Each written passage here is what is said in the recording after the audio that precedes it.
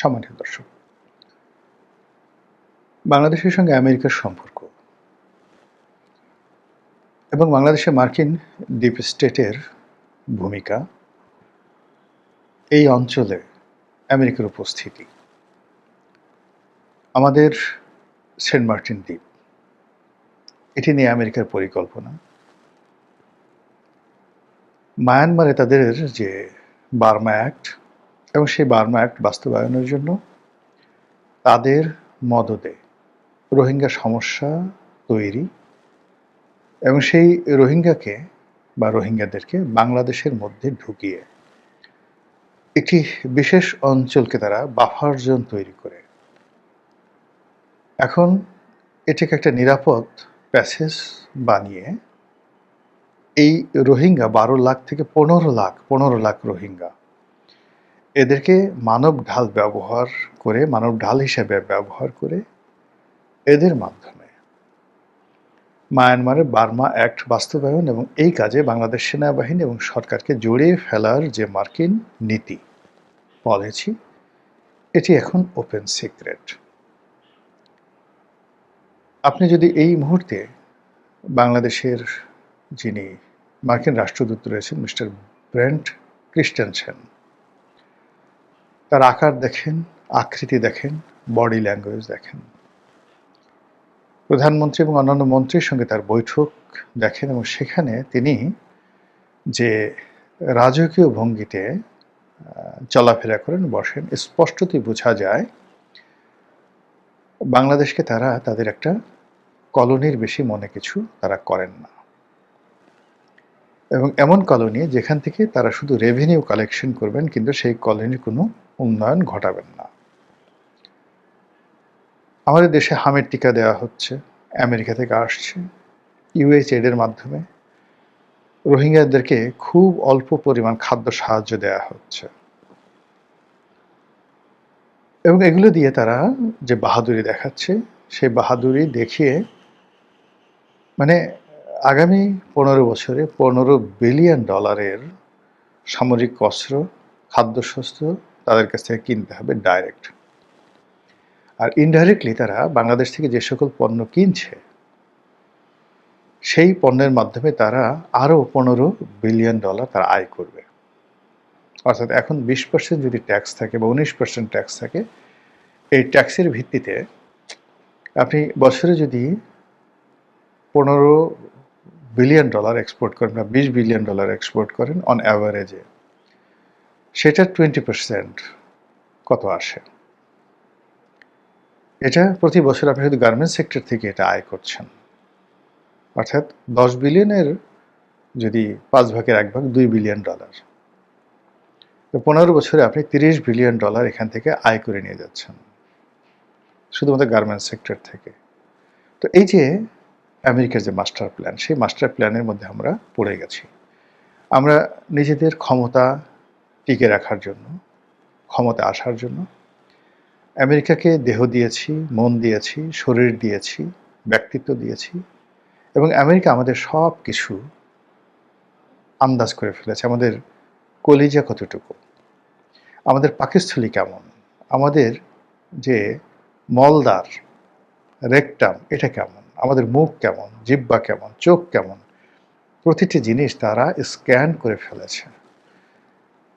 ফলে যাকে পুঁটি মাছ দিলে খুশি হবে তাকে পুঁটি মাছ দিচ্ছে, যার পশ্চাৎ দেশে বাড়ি দিলে সে লোক সন্তুষ্ট থাকবে, তার পশ্চাৎ দেশ পিটিয়ে লাল করে দিচ্ছে, যাকে না খেয়ে রাখলে খুশি হবে তাকে না খেয়ে রাখা হচ্ছে, যাকে কিছু খাবার দিলে খুশি হবে তাকে সেই খাবার দিয়ে এই সমাজটাকে অশান্ত করে ফেলেছে। আপনি দেখুন যে আমাদের এই বাংলাদেশে একদম চিহ্নিত কতগুলো আমেরিকান দালাল আছে।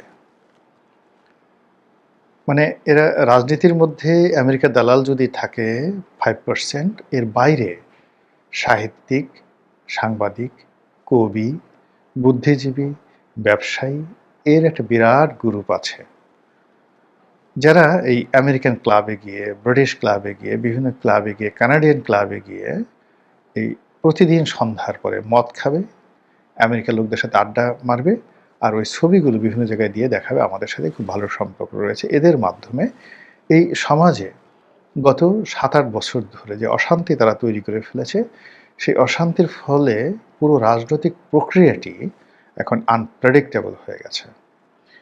এদের কথা মতো মন্ত্রী হয়, এদের কথা মতো এমপি হয়। মানে এই যে দালাল তাবেদারের কথা মতো। তারা শুধু আমেরিকার ওই রাষ্ট্রদূতের কাছ থেকে একটা সিগনেচার নিয়ে আসে বা একটা সিগন্যাল নিয়ে আসে। এনে যখন রাজনৈতিক নেতাদেরকে বলা হয় একে মনোনয়ন দেওয়া যাবে না, আমেরিকার নিষেধ আছে। একে মনোনয়ন দিতে হবে, আমেরিকার অনুমতি আছে। এইভাবে একটা জগা খিচুড়ি রাজনৈতিক প্ল্যাটফর্ম তৈরি হয়ে গেছে আমাদের দেশে। এমনকি রাজনৈতিক দলের যে পদ পদবি, এটার ক্ষেত্রে আমেরিকা এখন গুরুত্বপূর্ণ ভূমিকা পালন করছে। এই হলো বাস্তবতা। তো যেটা বলছিলাম যে আমেরিকার কতগুলো পলিসি আছে। তাদের যে military policy, safety and security policy, এটি তারা সাধারণত পেন্টাগনের মাধ্যমে করে থাকে। এবং পেন্টাগন যে সবসময় নির্ভুল করে তা নয়, পেন্টাগনের অনেক কিছুই তারা যাকে বলে আবেগের বশবর্তী হয়ে ভুল তথ্যের ভিত্তিতে তারা অনেক সর্বনাশ নিজেদের করে এবং বিশ্বের করে। এই যে ইরানের যে যুদ্ধটা, অনাহূত একটা যুদ্ধ, এটা পেন্টাগনের একটা মাস্টার প্ল্যান। তারা এটা করলো। তারা ডোনাল্ড ট্রাম্পকে যেভাবে বুঝিয়ে তার পাগলামিকে উস্কে দিয়েছে, তার ফলে আজ দেখেন আমেরিকান জাতি গত ১০০ বছরে এতটা অপমানিত হয়নি যেটা ইরান দ্বারা এই মুহূর্তে হচ্ছে। এবং তাদের অর্থনীতি এমনি ক্ষতিগ্রস্ত ছিল, তারপরে আবার তারা নতুন করে এই যুদ্ধের মাধ্যমে ক্ষতিগ্রস্ত হলো। ফলে এই পেন্টাগনের একটা পার্ট থাকে। আর একটা পার্ট থাকে হোয়াইট হাউস, অর্থাৎ হোয়াইট হাউস যারা প্রেসিডেন্ট থাকে তাদের সঙ্গে। আরেকটি পার্ট থাকে আমেরিকার যে সকল লবিস্ট গ্রুপ রয়েছে তাদের সঙ্গে। তো এই লবিস্ট গ্রুপগুলো বিশ্বের বিভিন্ন দেশে তাদের যে কলোনি স্থাপন করে বা তাদের যে নতুন যে শক্তির ভর তারা নির্মাণ করে, এবং সেখানে এখন বাংলাদেশ তাদের জন্য দক্ষিণ পূর্ব এশিয়াতে সবচেয়ে গুরুত্বপূর্ণ এবং লুক্রেটিভ একটি স্থান। তো তারা জানে যে তাদের যে অভীষ্ট লক্ষ্য, সেই লক্ষ্য পূর্ণ করার জন্য তাদের একজন সাদ্দাম হোসেন দরকার, তাদের একজন সিসি দরকার, তাদের একজন গাদ্দাফি দরকার। প্রথমে তারা তৈরি করবে, স্বার্থ উদ্ধার করবে, এরপর আবার তারা গাদ্দাফিকে মারবে এবং সাদ্দামকে মারবে। তো এরকম একটা প্ল্যান নিয়ে তারা আগায়। তাদের একজন সবসময় তারা একটা ডিক্টেটরকে পছন্দ করে, মারাত্মক ডিক্টেটরকে পছন্দ করে, কিন্তু দুর্বল লোককে কখনো আমেরিকা পছন্দ করে না। আমেরিকা প্রাণান্ত চেষ্টা করেছে আফগানদের মধ্যে এরকম একজন ডিক্টেটর তৈরি করতে। তারা ওসামা বিন লাদেনকে প্রমোট করেছে, কিন্তু ওসামা বিন লাদেন ঠিক ডাইরেক্টলি রাজনীতিতে সে সক্রিয় হতে পারেনি। তারা মোল্লা ওমরকে সিলেক্ট করেছে, কিন্তু মোল্লা ওমর শেষ পর্যন্ত তারা মোল্লা ওমরকে রাখতে পারেনি। মোল্লা ওমরকে রাখতে পারেনি এবং তারাই আবার মোল্লা ওমরকে ধ্বংস করেছে এবং তাদের সৃষ্টি ওসামা বিন লাদেনকে তারা সৃষ্টি করেছে। আবার এই যে আশরাফ থানি বা হামিদ কারজাই, এদেরকে তৈরি করেছে আমেরিকা থেকে উড়িয়ে এনে। ঠিক আমাদের খলিলুর রহমানরা, লুৎফে সিদ্দিকিরা বা অন্যান্য যারা এই ইনুর জমানাতে বিদেশ থেকে উড়ে এসে আমাদের দেশে জুড়ে বসেছিল, ওইরকমভাবে ঠিক আফগানিস্তানের রাজনীতিতে আশরাফ থানি বা আশরাফ ঘানি এবং হামিদ কারজাইরা এসেছিল। কিন্তু আমেরিকা তাদেরকে শক্ত হওয়ার জন্য যথেষ্ট এমন কোনো বিনিয়োগ নেই যে আফগানিস্তানে তারা করেনি, কিন্তু পারেনি। তো যার জন্য তারা ওই দুর্বল লোকের পিছনে আর দীর্ঘদিন থাকবে না, তাদের শক্ত সামর্থ্য লোক দরকার। এবং সেই অর্থে ডক্টর মোহাম্মদ ইউনূসকে তারা যেভাবে মনে করেছিল, পরে দেখা গেল এটা একটা আলু ভর্তা, এটা দিয়ে কাবাব বানানো যায়, এটা দিয়ে চপ বানানো যায়, এটা দিয়ে ভর্তা বানানো যায়, কিন্তু এটা দিয়ে আর যা হোক না কেন যুদ্ধ করা যায় না, আমেরিকার পারপাস সার্ভ করা যায় না। তারা খলিলুর রহমানকে পররাষ্ট্র উপদেষ্টা করে, যদি তারা সেই যে একটা যে করিডোর চেয়েছিল, সেফ করিডোর যেটা বাংলাদেশ সীমান্ত দিয়ে আমেরিকা যাবে, তারপর সেখান থেকে তারা মায়ানমার অপারেশন চালাবে এবং বাংলাদেশ সেনাবাহিনীকে যেভাবে তারা জ্বলাতে চেয়েছিল, সেই কাজটি ডক্টর মোহাম্মদ ইউনূস করতে পারেনি। দিস ইজ দ্য ফার্স্ট, মানে যাকে বলে অফেন্স। দ্বিতীয়ত হলো যে তারা চট্টগ্রাম বন্দর ডিপি ওয়ার্ল্ডকে যেভাবে তারা দিতে চেয়েছিল যত দ্রুত, সেটাও ডক্টর মোহাম্মদ ইউনূস বাস্তবায়ন করতে পারেননি। এর বাইরে অন্যান্য যে বিষয়গুলো ছিল, সেই বিষয়গুলোতে হয়নি। আরও অনেকগুলো গোপনীয় অনেক বিষয় ছিল। উল্টো পুরো দেশকে যেভাবে অস্থিতিশীল করে ফেলছে এবং বাংলাদেশে আমেরিকা যেভাবে অজনপ্রিয় হয়েছে, ফলে এই আপদ বিদায় করে তারা সেখানে বিকল্প ব্যবস্থা করেছে। এখন একটা নির্বাচন হয়েছে, সেই নির্বাচনে আমরা একটা বিরোধী দল দেখতে পাচ্ছি, একটা সরকারি দল দেখতে পাচ্ছি, এবং এটার পেছনে যে অনেক কিছু আছে, অনেক ডিজাইন আছে, অনেক গেম আছে, অনেক মিক্স অ্যান্ড রিমিক্স আছে। এগুলো সরকারি দলও বলছে, বিরোধী দলও বলছে। সময় হলে এগুলো আপনারা ডকুমেন্টারি এই জিনিসগুলো দেখতে পাবেন। তো যেটা বলছিলাম যে গত 2 মাসে সরকার আসছে। ডক্টর মোহাম্মদ ইউনূসের ক্ষেত্রে তারা 1.5 বছর অপেক্ষা করছে। এই সরকারের পেছনে তারা 3 মাস অপেক্ষা করবে না। জাস্ট 3 মাস অপেক্ষা করবে না। এবং এটার কিছু নজির আমরা দেখতে পাচ্ছি। এই যে সরকার যে ঘন ঘন চীন যাচ্ছে, বারবার যে চীনের রাষ্ট্রদূতের সঙ্গে এত দহরম মহরম সম্পর্ক তৈরি হচ্ছে, ইট মিনস আমেরিকা আর এই সরকারকে সে ব্ল্যাঙ্ক চেক দিচ্ছে না। এই যে ঘন ঘন আমাদের মন্ত্রীরা আমেরিকাতে যাচ্ছে, বিশ্বব্যাংক, IMF এর কাছে যাচ্ছে বাজেটারি সাপোর্টের জন্য। এখানে মার্কিন পররাষ্ট্র দপ্তরে খুব দৌড়দৌড়ি করছে খলিলুর রহমান। এই সিগন্যালটা ভালো সিগন্যাল নয় সরকারের জন্য। তো বিকল্প কি হতে পারে? এখন এই সরকারের মধ্যে ধরেন আমু বা মামু, একজন সংসদ সদস্য বলেছেন যে এই সরকার আগের যেমন আমি ডামি ছিল, ঠিক এরকম এখন একটা আমি এবং মামু, এদের সরকার, অর্থাৎ জামাত এবং বিএনপির সরকার। তারা শুধুমাত্র খুব সুকৌশলে একটা আর্টিফিশিয়াল ক্রাইসিস তৈরি করে, বিরোধ তৈরি করে পার্লামেন্ট জমিয়ে রাখার চেষ্টা করছে এবং সারা দেশের মানুষকে বুদ্ধ বানানোর চেষ্টা করছে। কিন্তু মানুষ যারা যারা সচেতন, তারা সবাই বুঝে গেছে। ফলে আলটিমেটলি দেখবেন সরকার এবং বিরোধী দল কারো মুখে হাসি নেই, কারো কনফিডেন্স লেভেল ওই পর্যায়ে নয়। মানুষ যখন সঠিক পথে থাকে তখন তাদের ইমান একিনের একটা নূর, একটা মানে রসনাই তাদের মধ্যে ঝলসাতে থাকে, চকমক চকমক হতে থাকে। আপনি কারোর মধ্যে সেটা দেখতে পারবেন না। হাসির মধ্যে কেমন যেন একটা নকল হাসি, যে কর্মকাণ্ড আছে মনে হচ্ছে যেন এগুলো ঠিক হৃদয় থেকে আসছে না, এরকম অনেক কিছু হচ্ছে। তো সেক্ষেত্রে বিকল্প শক্তি সেনাবাহিনী। কিন্তু সেনাবাহিনী তো এখন সারা দুনিয়াতে জনপ্রিয় শাসন ব্যবস্থা নয়। সেনাবাহিনীর সঙ্গে রাজনীতির একটা প্ল্যাটফর্ম লাগবে। পিছনে সেনাবাহিনী থাকবে, সামনে এখনও যেমন ইউনূসের পিছনে সেনাবাহিনী ছিল, এখন যে সরকার আছে তাদের পিছনে সেনাবাহিনী আছে।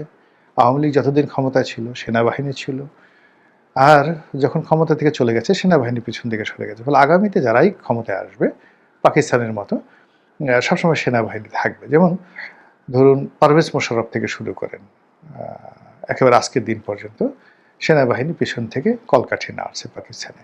মধ্য থেকে ইমরান খান একটু স্বাধীন হওয়ার চেষ্টা করেছিল শেখ হাসিনার মতো, আস্তে সেনাবাহিনী সরে গেছে, ইমরান খান জেলে এখন কাটাচ্ছে। তো সেই দিক থেকে শেখ হাসিনা এখন সুবিধাজনক অবস্থানে আছেন। তিনি প্রাণ নিয়ে দেশের বাড়ি চলে যেতে পেরেছেন বা তাকে পাঠিয়ে দেওয়া হয়েছে। তার দলের যে শীর্ষ নেতৃবৃন্দ রয়েছেন প্রায় সবাই দেশে এবং দেশের বাইরে অক্ষত অবস্থায় আছে, হাতে গোনা কয়েকজন ছাড়া। এবং তারা সেই যে গত 1.5 বছরে যে ধকল ছিল, পরাজয়ের যে ধকল, সেই ধকলগুলো কাটিয়ে উঠেছে। এখন আবার তারা নতুন করে স্বপ্ন দেখা শুরু করেছে। তো সব মিলিয়ে যদি বিকল্প হিসেবে আমেরিকা আওয়ামী লীগের সঙ্গে যোগাযোগ করে, এবং এটা যে করছে না, আপনি দিল্লিতে যদি আপনার কোনো ভালো সোর্স থাকে আপনি বুঝতে পারবেন যে এখানকার যে গ্লোবাল তাদের যে হেডকোয়ার্টার, এখন সেই গ্লোবাল হেডকোয়ার্টার ওয়াশিংটনে আছে। এরপরে দ্বিতীয় মধ্যপ্রাচ্যে সৌদি আরবের রিয়াদে তাদের যে মধ্যপ্রাচ্য কেন্দ্রিক যে সমস্ত মাস্টার প্ল্যান করার যে অফিসগুলো ছিল, সেই অফিসগুলোর সেন্টার ছিল রিয়াদে। এখন পুরো এশিয়ার মানে মধ্যপ্রাচ্য সহ পুরো এশিয়ার সব কিছু এখন তারা দিল্লি থেকে নিয়ন্ত্রণ করছে। সেই দিল্লিতে নিযুক্ত মার্কিন রাষ্ট্রদূত, তার অবস্থান মার্কিন পররাষ্ট্রমন্ত্রীর চেয়ে কোনো অংশে কম নয়। সেই মানুষটির সঙ্গে একটু খোঁজ নিয়ে দেখেন তো, তিনি এখন কার সাথে দেখা করছেন, নিয়মিত কাদের সঙ্গে বৈঠক করছেন, এবং সেই বৈঠকের মধ্যে দিল্লিতে নিযুক্ত রাষ্ট্রদূত এবং বাংলাদেশে নিযুক্ত যে রাষ্ট্রদূত, তাদের মধ্যে কয়জন বিএনপির লোক আছে, কয়জন জামাতের লোক আছে এবং সেখানে আসলে কি হচ্ছে, তার প্রেক্ষিতে কলকাতাতে কি হচ্ছে, তার প্রেক্ষিতে এই যে বিজেপি যে জয়লাভ করলো, এখানে কি মার্কিন ডিপ স্টেট কাজ করেনি? এখানে মমতা ব্যানার্জি যে পরাজয়িত হলো, তার পিছনে কি মার্কিন ডিপ স্টেট কাজ করেনি? ফলে এই যে মার্কিন ডিপ স্টেট, এরা কোনো পার্মানেন্ট কোনো কিছু না, এরা খুব দ্রুত সিদ্ধান্ত পরিবর্তন করে। আপনাকে তুরুপের তাস হিসেবে ব্যবহার করবে। আপনি ব্যবহৃত হয়ে গেছেন, মুহূর্তের মধ্যে আপনাকে ছুঁড়ে ফেলে দেবে। তো সেই ক্ষেত্রে আমি বিএনপির অনেক একজন নেতাকে সেই ইনুস জামানাতে, ইনু যখন আসলেন জুলাই মাসে, মানে আগস্ট মাসে, তো August, June, July, August, September, October মাসে বড় এক নেতার বাসায় আমি সস্ত্রীক ছিলাম, আমি আমার বাচ্চারা সহ সেখানে দাওয়াত খেতে গেছিলাম। সেখানে মোটামুটি তারেক রহমান সাহেব ছাড়া বিএনপির শীর্ষ 20-25 জন যারা ছিলেন, সবাই ছিলেন সেখানে, ইচ অ্যান্ড এভরিবডি। তো সেখানে আমি নাম বললাম না নেতাদের, মানে বিএনপির বললাম তারেক রহমান সাহেব ছাড়া 2024 সনের সেই অক্টোবর মাসে নেতার, এবং তারা বেশিরভাগই প্রেসিডিয়াম মেম্বার। তো এর মধ্যে একজন খুব পাওয়ারফুল, এখন তিনি মন্ত্রী, সবাই মন্ত্রী সেখানে যারা ছিলেন, একমাত্র মোয়াজ্জেম হোসেন আলাল ছাড়া। তো সবাই জিজ্ঞেস করলেন যে রনি ভাই কি হবে, আমাদের কি হবে? আমি তখন বললাম যে ভাই আপনাদেরকে আবার পালাতে হবে, you have to fled away again. তো উনি ভদ্র খুব জ্ঞানী মানুষ, তিনি মুখ কালো করে ফেললেন। তো পাশে আর একজন বসা ছিলেন, তিনি বললেন যে না রনি ভাই এটা ঠিক না, আমরা এটা করবো, এটা করবো, এটা করবো, ইত্যাদি ইত্যাদি ঘটনা। তিনিও এখন সরকারের সবচেয়ে পাওয়ারফুল মন্ত্রী। তা আমি তারা বললাম যে ভাই এটা হবে না, এটা হবে না। আপনি কি অনেকদিন দেশের বাইরে ছিলেন, অনেক বিষয়গুলো আপনি এগুলো বুঝতে পারেন না। বাংলাদেশে এখানে ডিপ স্টেটগুলো কীভাবে কাজ করছে, দে উইল ইউজ ইউ, তারা আপনাদেরকে শুধু ব্যবহার করবে, ব্যবহার করার পরে আপনাকে ছুঁড়ে ফেলে দেবে। কারণ হলো তাদের সেই ডিমান্ডগুলো বাস্তবায়ন করার জন্য যে ধরনের স্বৈরতান্ত্রিক একটা অবস্থা দরকার, সেটা আপনার এত অল্প সময় অর্জন করা সম্ভব নয়। ফলে কি হচ্ছে, একটা দুর্বল সরকার দিয়ে আমেরিকাকে কখনো আপনি তার পারপাসগুলো সার্ভ করতে পারবেন না। তখন আমেরিকা আবার সেই তার আগের জায়গাতে, সেই আগের সেই আওয়ামী লীগের কাছে ফিরে যাওয়ার জন্য যদি তারা চেষ্টা করে, অস্বাভাবিক কিছু নয়।